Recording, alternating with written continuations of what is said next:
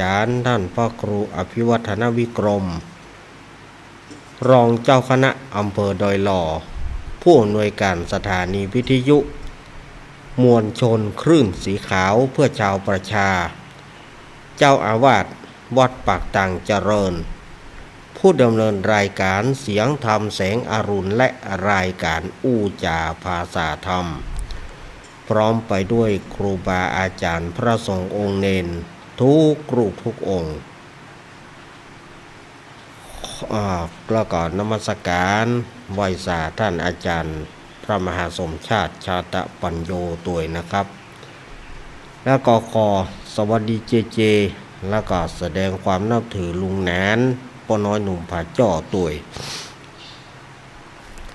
ขอเจริญปอนยาคณะสัทธาญาติโยมศรัทธาสาธุชนคนดีเฮาทุกท่านวันนี้ก็รายการสารธรรมยามบ่ายยามแรงในช่วงของธรรมะเพื่อชุมชนก็มาปะกับศรัทธาญาติโยมเหมือนเช่นเคยวันนี้ก็จ้าไปน้อยหนึ่งเนาะบัดจ้าสัตใดจ้าไปน้อยเดียวเพราะว่าผู้ควบคุมเสียงเจไปตัดผมแล้วก็มาบัดตานเพื่อมาตานกัดจ้าไปน้อยเดียว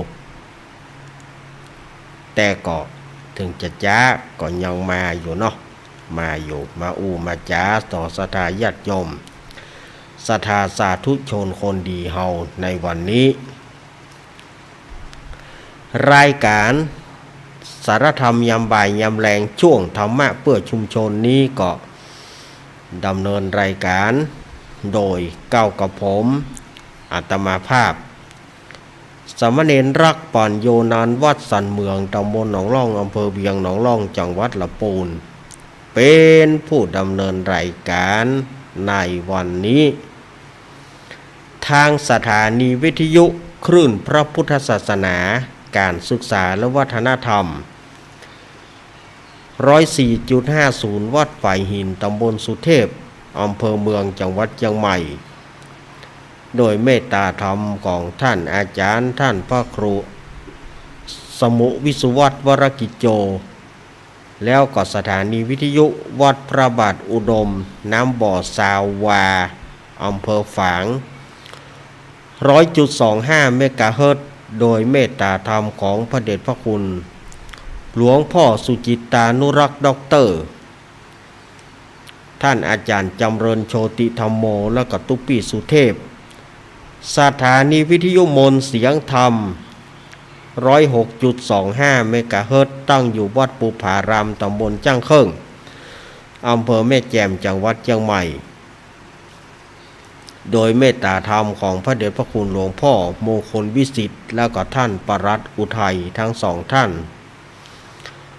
สถานีวิทยุบ้านทุ่งเรดิโอ 89.50 เมกะเฮิรตซ์โดยการถวายเวลาโดยป้ออุดมเมธเทียมวันพุทธวงศ์สถานีวิทยุแม่วัดศรีปันเงินอำเภอสันป่าตองจังหวัดเชียงใหม่สถานีวิทยุแม่วางเรดิโออำเภอแม่วางจังหวัดเชียงใหม่สถานีวิทยุบ้านแป้นเรดิโอบ้านแป้นจังหวัดลำพูนแล้วก็สถานีวิทยุวัดบุญยวาสวิหาร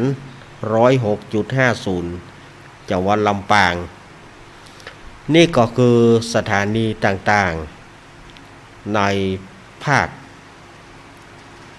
บ่ายภาคแรงนี้ประมาณ 3 โมงถึง 5 โมงแรงเนาะที่เปิดรับสัญญาณแล้วก็ออกอากาศต่างสถานีวิทยุต่างๆที่ท่านได้ฟังกันนี้มาปะก่อนวันนี้เป็นวันอังคารที่2 กรกฎาคมพุทธศักราช 2567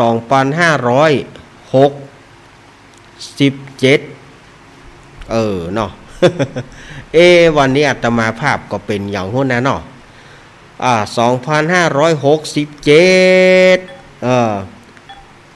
2567วันนี้เดือน เก้าเหนือเดือนเจ็ดใต้ออกมานี่เดือนเก้าเหนือเดือนเจ็ดใต้แฮมมานี่11 ค่ำเดือนเก้าแฮมมานี่11 ค่ำพร่ำว่าเป็นวันอังคารก็นับจากนี้ไปก็เหลือเวลาแถมเท่าใดเหลือเวลาแถม18 วันตะกะเหลือเวลาแถม18 วันก็จะถึงเข้าพรรษาศรัทธาญาติโยมก็จะได้ปากันห่วมกันใส่บาตรญาติปกบัดเดี๋ยวนี้ก็เข้าเป็นเดือนที่7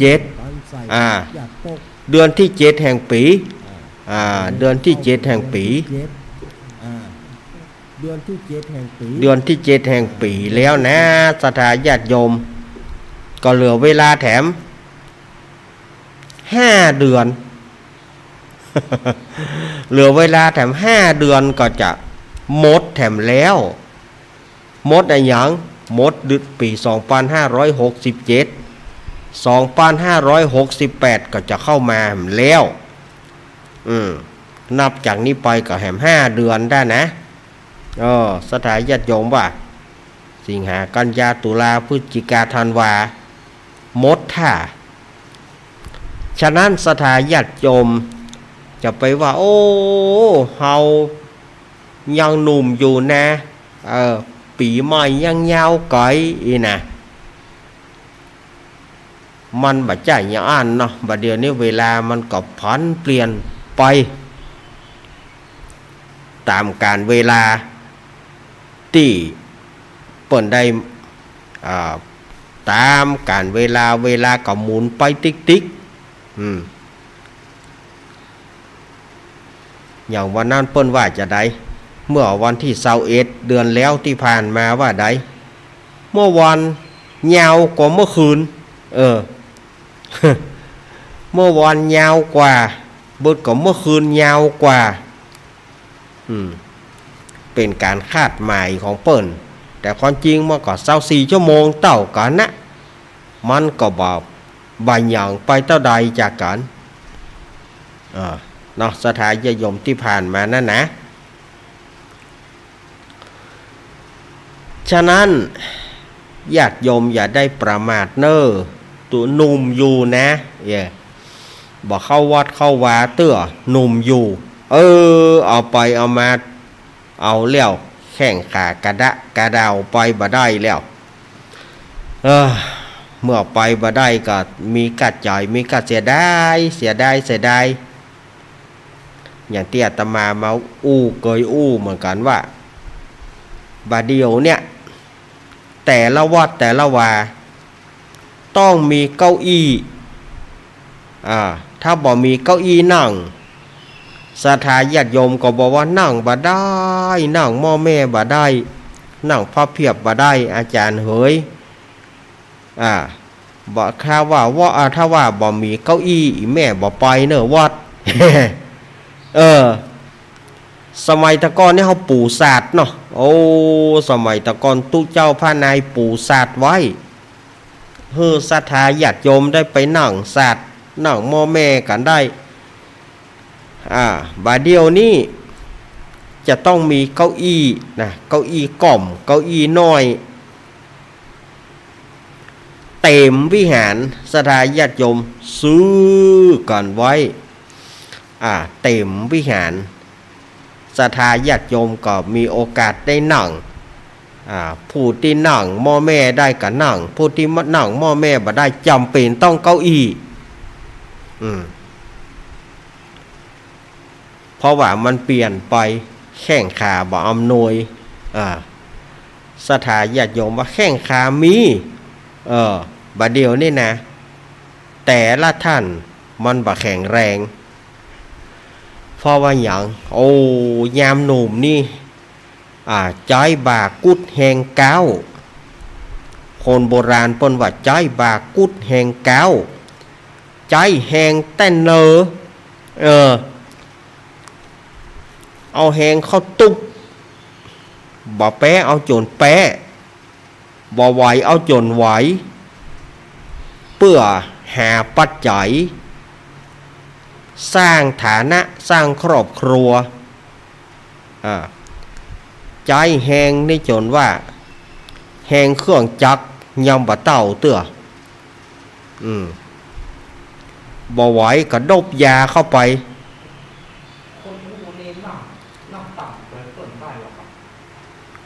ต่ำก็พอได้อยู่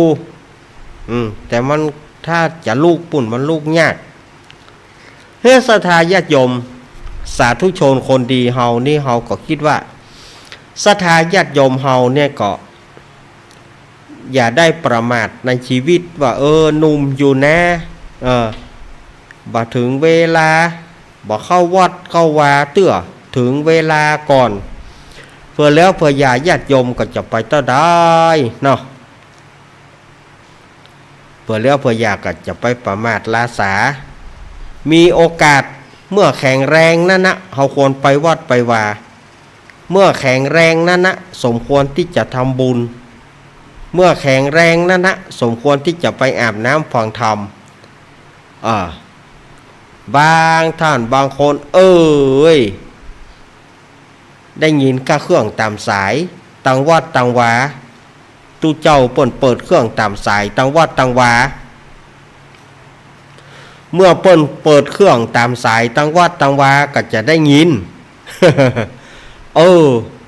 เปิดเครื่องตามสายตังวัดตังวาเตะธรรมล้อ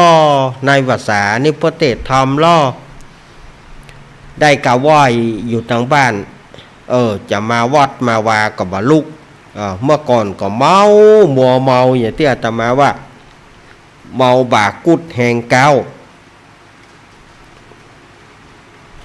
เพื่อสร้างฐานะครอบครัว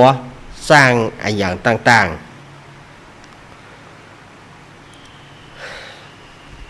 เมื่อมาปะกันแล้วอาตมาภาพก็บ่เฮือได้กาดแก้วเสียเว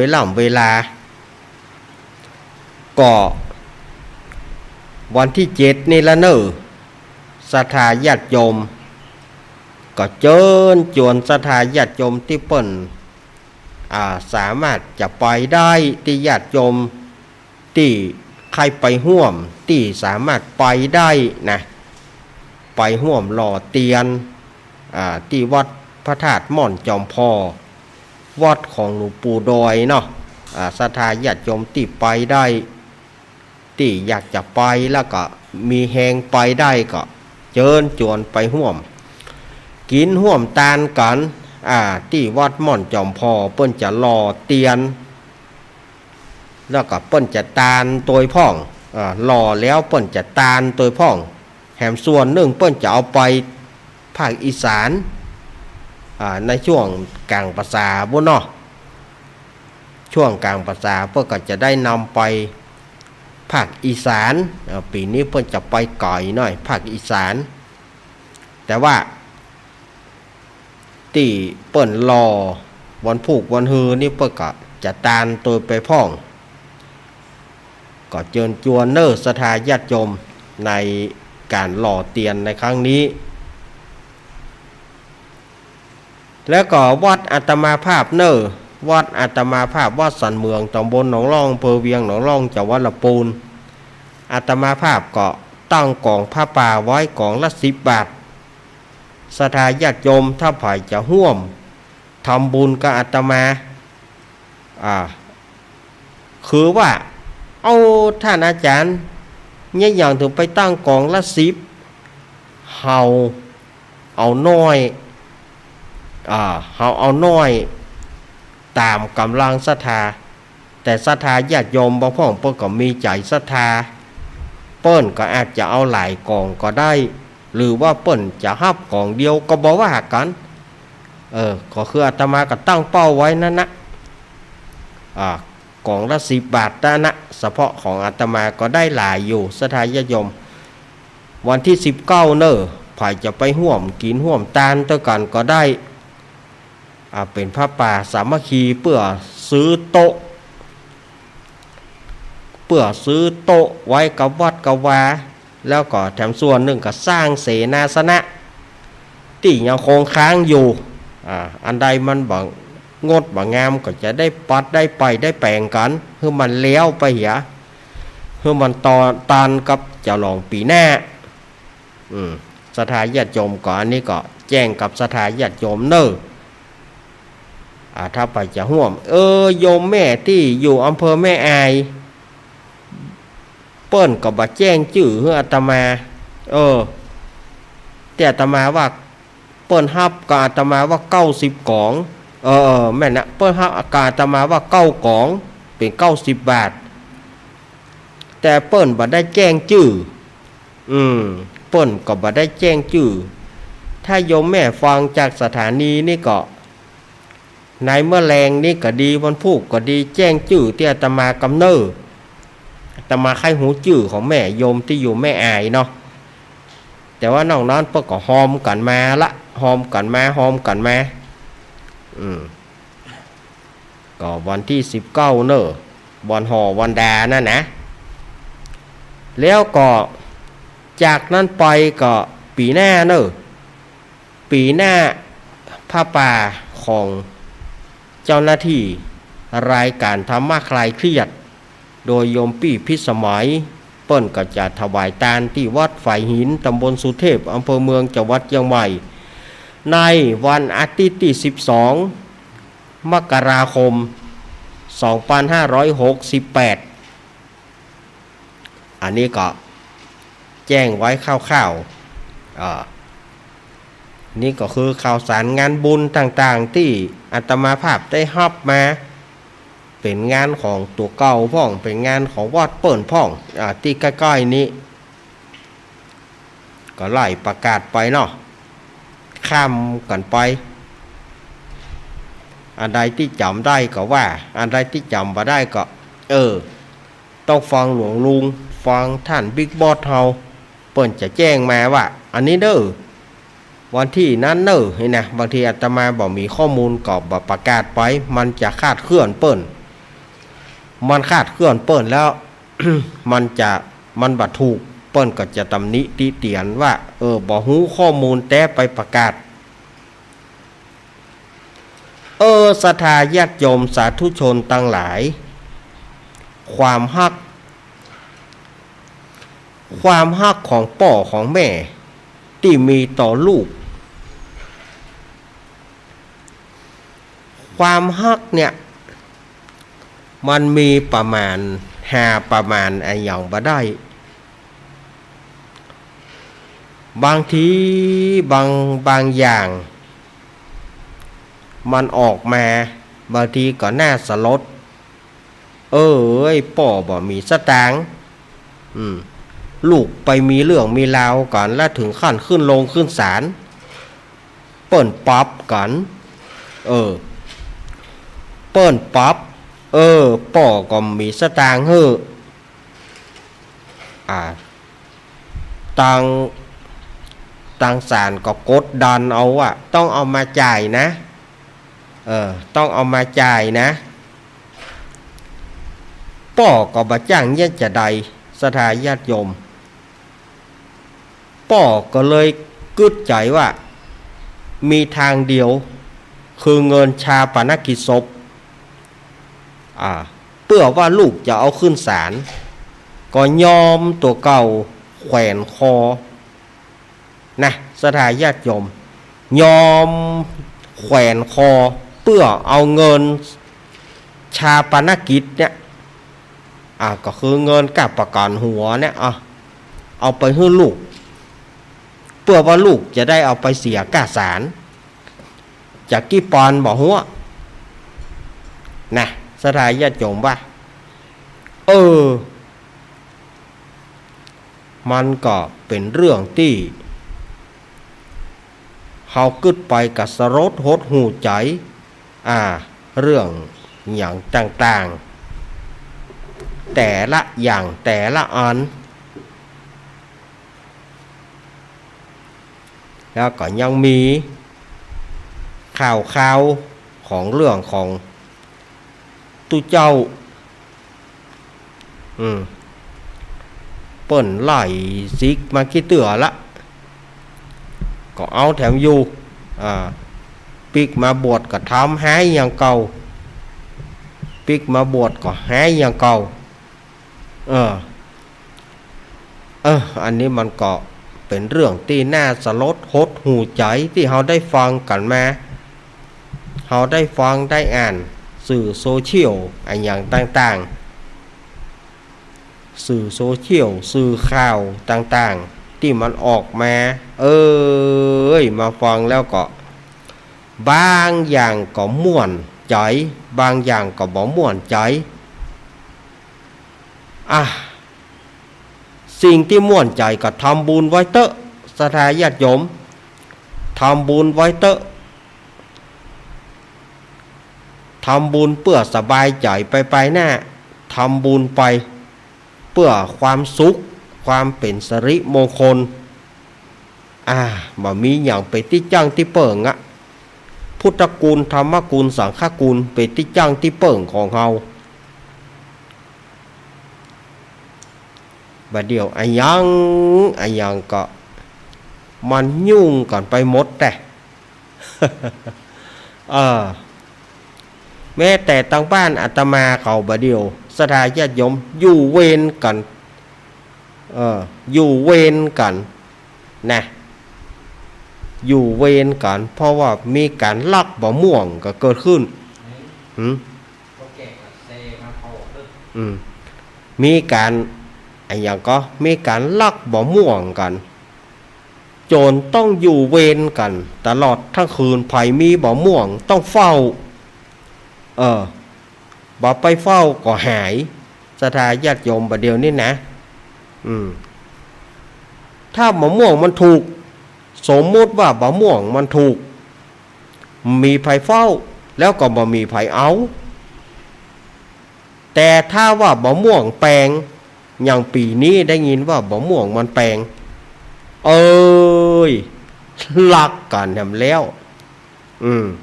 ลักกันแถมแล้วลักกันต้องเฝ้าต้องพอต้องกอยบาดเดียวนี่ก็ตั้งชลบตั้งป้อหลวงผู้ช่วยอยู่เวรกัน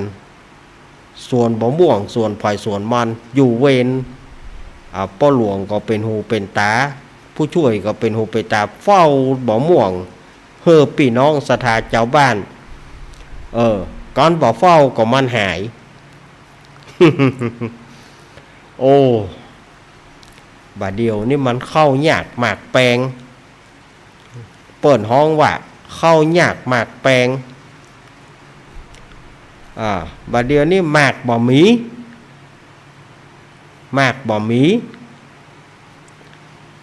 เข้ายากบ่ม่วงแปลงเมื่อแปลงก็ลักของกันเดือดร้อนกันไปกู้ยอมแย่คนได้ขายมดเหลือคนได้ร้อนต้นขายก็มดท่าละบ่เฝ้าเพราะมันมีหน่วยคนใดที่ยังบ่ได้ขายเตื้อต้องไปเฝ้าเขาห้องว่าอย่างก็เขาห้องว่าเพียงกระสอบ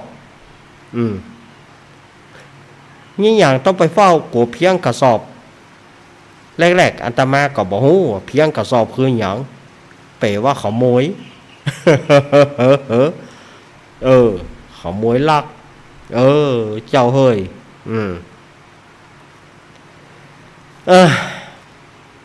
มันก็มีกู้รุ่นกู้ยุคกู้สมัยนะคนลักครัวศรัทธาญาติโยมคนลักครัวนี่มันมีกู้รุ่นกู้สมัย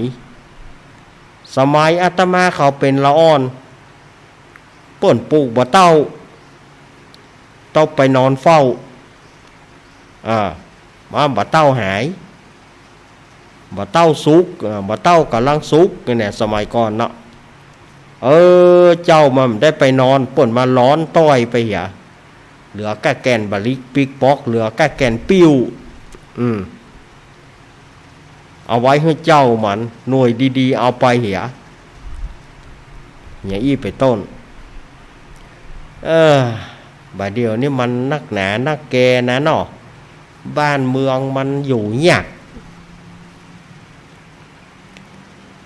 แต่ว่าเฮาดีใจที่เฮาอยู่ในภาคเหนือล้านนาเฮาที่ได้มี ใต้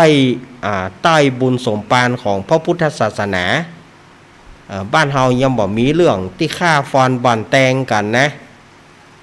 ฆ่าฟอนบ่อนแตงกันมันยังบ่ค่อยมีมันยังบ่มีที่อื่นนี่โอ้ซ้ำว่าอยู่ยากเอาระเบิดขว้างกันกะเพิ่นเตื้อก็เผากันกะอย่างกันกะสะปะเผากันสารพัดสารเพเนาะอันนี้ก็เรื่องของต่างโลกนะเรื่องของต่างโลกที่มันวุ่นวายกันอย่างที่หลวงพ่อจรัญเปิ้นว่าเนาะหลวงพ่อจรัญว่ากษัตริย์โลกย่อมเป็นไปตามกรรมแนะกรรมปลาเฮือเขาต้องเป็นไปอย่างอัน กรรมปลาเฮือไปอย่างอันเนี่ยสัตว์โลกทั้งหลายมันเป็นไปตามกรรมเวรที่ได้สร้างมาเนี่ยอย่างใดก็มันเป็นอย่างอันคนที่ขี้ลักมันก็ขี้ลักคนที่สร้างความดีมาบางทีสร้างความดีมาเหมือนกันบ่มีภัยหานนะเมาะนะมันก็ไปตามนะตามกรรมแต่ละศรัทธาญาติโยมเนาะแต่ศรัทธาญาติโยมเฮาเนี่ยมีโอกาสฟังน้ำฟังธรรมทางวิทยุฟังน้ำฟังธรรมทางหัวกระไดบ้านวิทยุถึงไหน ธรรมถึงหั่นศรัทธาญาติโยมก็จะได้ฟังน้ำฟังธรรมกันพระสงฆ์องค์เจ้าก็เผยแพร่ไปพระสงฆ์องค์เจ้าเฮาก็เผยแพร่ธรรมไปอย่าแต่มานั่งนี่นะเฮาก็ว่าเฮานั่งคนเดียวแต่ว่าเปิ้นฟังกันจำนวนนักแต่ละพื้นที่เปิ้นก็โทรมาว่าฟังอยู่เนอะเฮาก็โล่งใจเฮาก็นึกว่าบ่ใจเฮาคนเดียวบ่ใจเฮาเพ้อฝันไปคนเดียว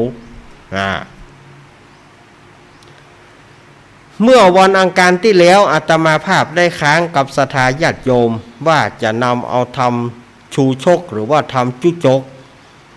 มาสรุปมาเล่าให้กับศรัทธาญาติโยมวันนั้นมันเตะจบแล้วก็เพื่อปอนเพราะเวลามันบอกปอแล้ววันนี้ก็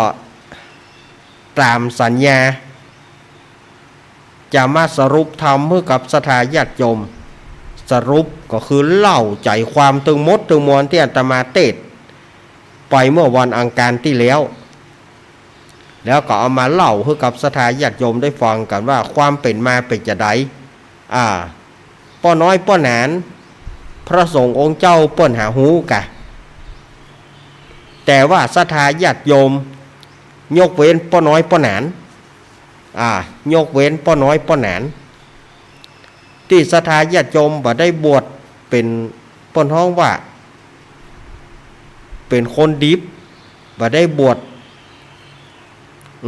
อาจจะฟังทำนองเทศแล้วบ่เข้าใจอาตมาภาพในส่วนหนึ่งเป็นส่วนหนึ่งของบรรดาพระสงฆ์องค์เจ้าผู้เผยแพร่ธรรมก็จะมากับศรัทธาญาติโยมมาเล่าให้ศรัทธาญาติโยมฟังว่าความเป็นมาเป็นไปเป็นจะใดอารัมภบทไปนักละลูกต่อไปนี้ก็เล่าไปเหมือนเฮากินข้าวเฮากินข้าวจุดประสงค์เฮาอย่างน้ำแกงเหยื่อไม่มีกินเตื้อ เหยื่อมีบักกินเตื้อจีน้ำแกงเหี่ยก่อนหีบน้ำแกงเหี่ยก่อนหีบน้ำแกงเสี่ยงแล้วบ่หรือว่าบ่เสี่ยงก็ดีก็ก้อยกินเหยื่อมันการฟังธรรมเหมือนกันเฮาก็ต้องเหี่ยก่อนให้ศรัทธาญาติโยมเข้าใจเหี่ยก่อนแล้วก็จึงแสดงธรรมเพื่อให้ศรัทธาญาติโยมได้เข้าใจแบบง่ายๆนะเอาละ เมื่อถึงเวลาที่อาตมาจะเล่าให้ฟังละในวันนั้นอาตมาได้เล่าถึงได้เทศมาปู่พราหมณ์ชูชกหรือว่าพราหมณ์จุจก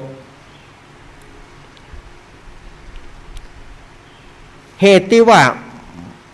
มันชื่อชูชกนั้นเพราะว่ามันกินดีกินนักกินตะใดบ่ปอก็เลยได้ชื่อว่าชูชกหรือว่าจุจกปู่พราหมณ์นี้มันเดิมทีมันเกิดที่เมืองสาวัตถีสถายยมเกิดเมืองสาวัตถีพ่อแม่เอาเกิดปู่พราหมณ์มาแล้วไปเกิดเมืองสาวัตถีปุ่นเกิดมาซ้ำบ่ฟังน้ำบ่ฟังกรรมป่อกรรมแม่เหลือกรรมป่อเหลือกรรมแม่เป็นคนดื้อคนเป็นคนดื้อคนลึงซ้ำไปบ่ปอก็เกิดมากรรมแรกกับสถานญาติโยมว่าเอาพอเกิดมาเนาะเปิ้นเกิด9 เดือนเปิ้นมาน9 เดือนเปิ้นเกิดปู่พราหมณ์มานได้เกือบปีสถานญาติโยมว่าแม่มันมานนะพอจะถึงปีละเกิดก็เกิดตุกเกิดยากเถียเจ็บท้องเมื่อใดก็บ่เกิดเมื่อใดก็บ่เกิด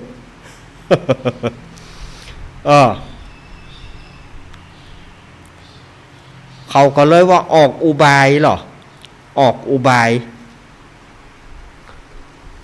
พี่เข้าตาเพื่อน้ำโหดตีนมันยังได้ลองทำอุบายอย่างสักอย่างให้เมียมันกัวก็เดี๋ยวมันก็จะเกิดผัวมันเอากระสอบป่านนะสดายยมรู้จักกระสอบป่านกระสอบข้าวสารนั่นน่ะเอากระสอบข้าวสารมานุ่งเอากระสอบข้าวสารมาซุกหัวมันเนาะพุทธมันบักกายว่ะฮะกระสอบป่านนั่นนะการเข้าไปหาเมียมันมืดก็มืดหรอกค่ำก็ค่ำการไปหาเมียมันต้อมก้อมเศร้าเหล่าเมียมันพออันนี้อย่างเนี่ยควายน้อยก็บ่ใจหมูก็บ่ใจควายน้อยหมู หมูควายน้อยอย่างใดกันนี่เมียมันกลัวเปิ้นเมียมากลัวลูกซดออกตังหัวเข่าวุ่นสถานญาติโยม ลูกมันเกิดออกหัวเข่าเกิดออกมานี่ละอ่อนมันจะให้แว่เนาะปู่พราหมณ์ให้ว้าคุณแม่ขาและตาซอยมาเกิดมาถามกินแล้วนี่กะสถานญาติโยมเนาะคุณแม่ขาและตาซอยพอดีปู่พราหมณ์เกิดโอ้ตุเจ้าลูกที่ไหนเข้ามาเป็นพระธุดงค์เป็นพระธุดงค์ได้ยินเสียงปู่พราหมณ์ให้ว่าเนาะก็เลยขึ้นไปพอไทยดูลักษณะโอ้โยมเอ๋ยเด็กคนนี้แปลกเหลือเกินง่อนมีตังหลังหูดังมี2 หูมี2 ใบเลี้ยงไปใหญ่มามันจะได้พึ่งแม่จะได้พึ่งพ่อพึ่งแม่เอาเปิ้นนี่เปิ้งเปิ้นนี่พ่อแม่จะได้เปิ้งลูกอันนี้ลูกจะได้เปิ้งพ่อเปิ้งแม่ไปใส่ชื่อมันว่าชูชกนะพ่อมันเอาอย่างให้กินก็ไปกินบุบควายน้อยตัวหนึ่งกับข้าว7 หอยสถานญาติโยมอันนี้แค่มันเกิดนะเอาป้อนฮื้อเอาป้อนฮื้อปู่พราหมณ์นี่เอาป้อนฮื้อไอ้พราหมณ์น้อยเนี่ยควายน้อยเสี่ยงตวงเข้านึ่ง7 หอยเอาป้อนดูใหญ่มาใหญ่ไปกินนักเหลือพ่อเหลือแม่ก็กินขนาด ก็ขนาดมันเกิดวันแรกยังเสี่ยงควายน้อยตวงเข้าเจ็ดหายแล้วใหญ่ไปมันจะกินนะหมอกใดสดายญาติโยมว่าโอ้เอาเข้ากับใหญ่มาซ้ำดื้อซ้ำลึงว่าอยู่ไปว่าไปอยู่เปิ้นนี่บอกว่าอยู่เนอะเฮ้ยมันก็อยู่บอกว่าไปก็ไปอันนี้บอกคือไปอยู่บอกคืออยู่ไปจะไปเงี้ยเนอะเงี้ยจะไปหายเนอะหายอยู่นิ่มๆเนอะหายอันก็หายเตอะอยู่นิ่มอย่างเงี้ยเนี่ยเพราะว่ามันก็เข้าตำราว่าเปิ้นจะจูงลู่ไปก่อนเปิ้นจะซ่อนลู่ตัวก้นนั่นน่ะสดายญาติโยมทีนี้ก็พ่อแม่ก็ปรึกษาหารือกันแย่งได้สู่ไอ้น้อยลูกสู่เนี่ยมันอย่างเหลือกรรมโอ้มันลูกสู่ลูกฆ่าอย่างก็ลูกเหมือนกันนะกะมันบ่ใจลูกฆ่ารู้บ่ใจจะได้ก็สู่แปลงมันมาก็สู่หางมันลูกเนี่ยใดมันเป็นลูกผีมันบ่ใช่ลูกคนกินก็กินนักเหลือพ่อเหลือแม่กันสู่จะเลี้ยงก็โอ้ก็เนี่ยได้มันเกิดมาแล้วก็จำเป็นได้เลี้ยงพ่อมาก็บ่เลี้ยงแม่มาก็เลี้ยงบ่ได้